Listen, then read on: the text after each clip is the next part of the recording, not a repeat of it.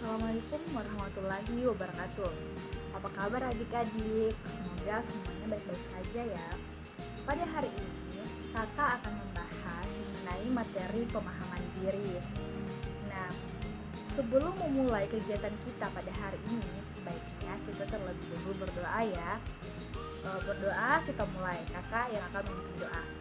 Berdoa dimulai. Berdoa selesai.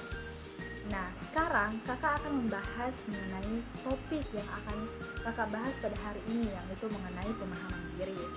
Nah, seperti yang kita ketahui bahwa kita itu dapat memahami orang lain lebih dari diri kita, seperti wah dia seperti ini, dia seperti itu.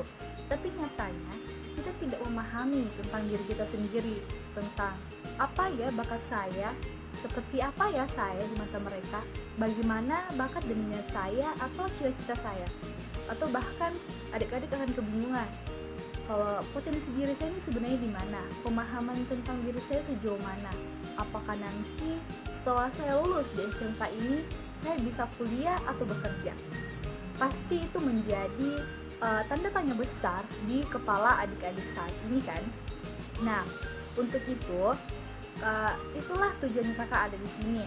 Nah, adapun manfaat yang adik-adik akan rasakan atau mendapatkan dari materi yang kakak bahas hari ini, yaitu adik-adik tuh dapat mengetahui pandangan orang terhadap adik-adik itu seperti apa, dan tentunya saya harapkan adik-adik tuh dapat mengetahui potensi atau mengetahui pemahaman diri adik-adik sendiri.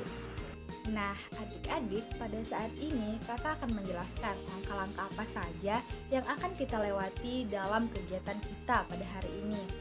Yaitu kakak akan membagi beberapa kelompok dari adik-adik sekalian, di mana setiap kelompok ini akan membahas materi yang telah kakak siapkan.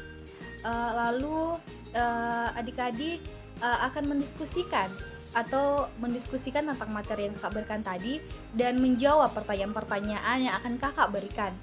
Setelah itu kita akan merefleksi kembali tentang apa yang telah adik-adik pahami dari pembahasan kita. Lalu kakak akan juga memberikan sedikit permainan untuk adik-adik sehingga adik-adik dapat memahami potensi atau memahami diri adik-adik. Nah, sekarang bagaimana nih? Apakah adik-adik sudah siap untuk memasuki kegiatan kita pada hari ini? Dan memahami diri? Yuk simak videonya. Teori Johari Window merupakan sebuah teori yang digunakan untuk membantu individu dalam memahami hubungan antara dirinya dan orang lain. Teori ini digagas oleh psikolog Amerika Joseph Bluth dan Harrington Ingham pada tahun 1955. Konsep teori Johari Window memiliki 4 ruang dan 4 perspektif yang masing-masing memiliki istilah dan makna yang berbeda. Setiap makna mengandung pemahaman-pemahaman yang mempengaruhi pandangan seseorang. Jendela yang pertama adalah area terbuka, yang kedua area buta, yang ketiga area tersembunyi, dan yang keempat adalah area gelap. Open self atau wilayah terbuka merupakan suatu keadaan di mana seseorang saling terbuka terhadap dirinya sendiri maupun orang lain. Misalnya, fisik, tempat tinggal, profesi. Nah, orang yang berada pada wilayah terbuka ini lebih mudah menjalin komunikasi dengan siapapun. Hal ini berpengaruh terhadap interaksi antara individu atau kelompok untuk menciptakan komunikasi yang efektif. Jendela buta atau blind self, suatu kondisi di mana orang lain tahu tapi kamu tidak tahu. Nah, area ini harus sekecil mungkin. Daerah buta atau blind area dapat dijadikan open area dengan meminta feedback dari orang lain. Nah, contohnya penilaian positif dan negatif tentang kepribadian kita. Seseorang yang berada dalam blind self cenderung tidak dapat menciptakan komunikasi efektif, sehingga timbul berbagai permasalahan. Contohnya, orang yang bersikap so asik ketika bertemu dengan orang baru, padahal dirinya sendiri merupakan seseorang yang pendiam. Ia tidak dapat menilai dirinya sendiri bagaimana sifat, perilaku, dan pikiran yang ia miliki, tetapi orang lain dapat menilainya. Jendela tersembunyi atau hidden self, suatu wilayah di mana keadaan seseorang memiliki kemampuan untuk menyembunyikan atau merahasiakan sebagian hal yang dianggap tidak perlu untuk dipublikasikan kepada orang lain. Artinya, kamu tahu tapi orang lain tidak tahu. Area ini dapat terbentuk karena rasa minder, malu, atau khawatir tentang penilaian orang lain. Misalnya, isi perasaan, pendapat, atau kebiasaan tidur.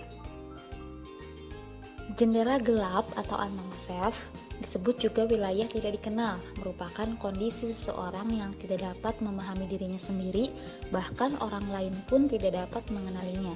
Wilayah ini merupakan wilayah yang tidak dapat menciptakan interaksi dan komunikasi yang efektif, karena keduanya sama-sama merasa tidak ada pemahaman.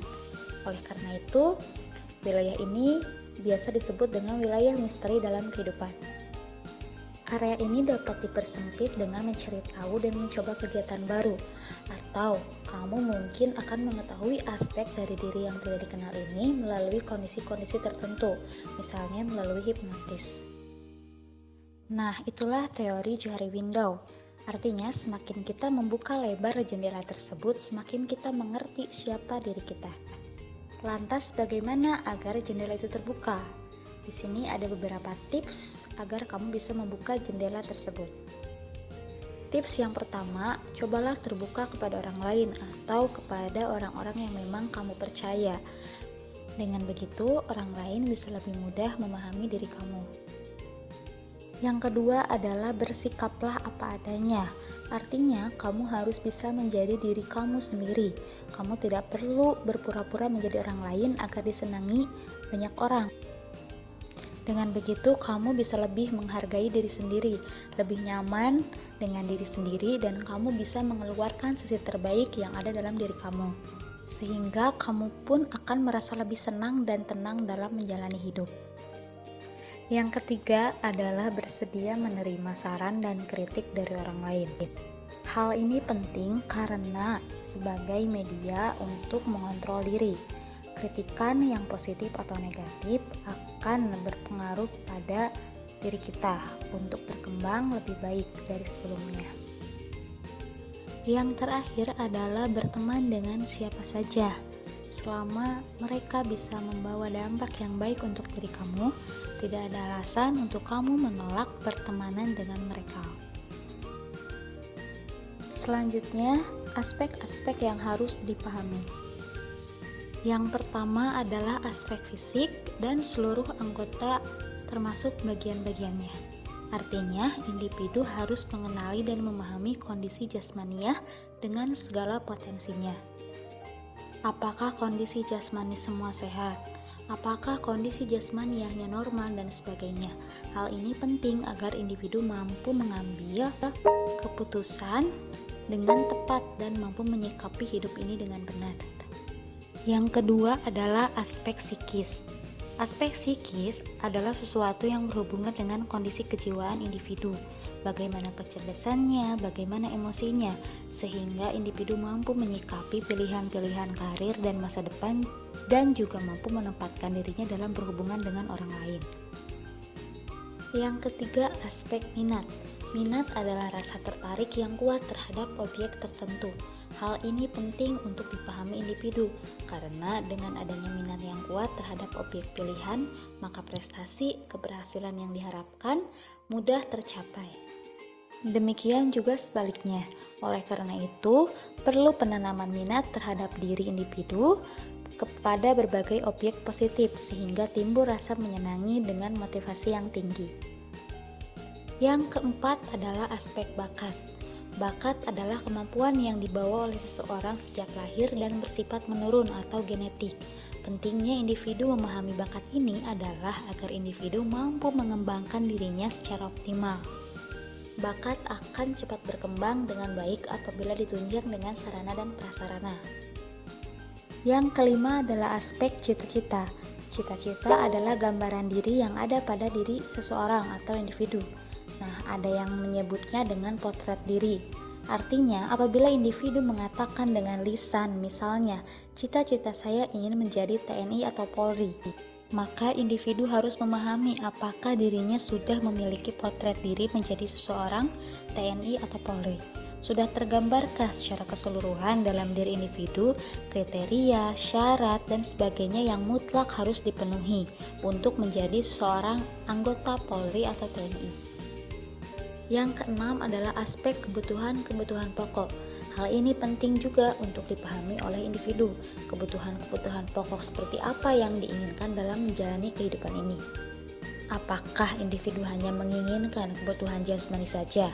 Atau individu di samping perlu kebutuhan untuk jasmani, juga memerlukan kebutuhan batin dan sebagainya. Misalnya makan, minum, keamanan, kasih sayang, rekreasi, aktualisasi diri, sosialisasi, dan lain sebagainya. Oleh karena itu, individu perlu menentukan kebutuhan-kebutuhan pokok seperti apa yang diinginkan dalam hidup ini. Yang terakhir adalah aspek gaya hidup. Gaya hidup yang diinginkan oleh masing-masing orang berbeda antara satu dengan yang lainnya.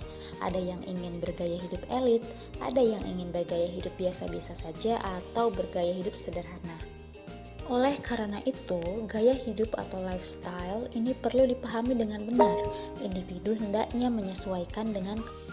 Sekarang bagaimana nih setelah mendengarkan pemaparan materi dari kakak, saatnya kita berdiskusi kelompok. Di mana yang tadi telah dibagi kelompoknya, saya harapkan teman-teman dapat memahami materi yang telah kakak sampaikan mengenai pemahaman diri.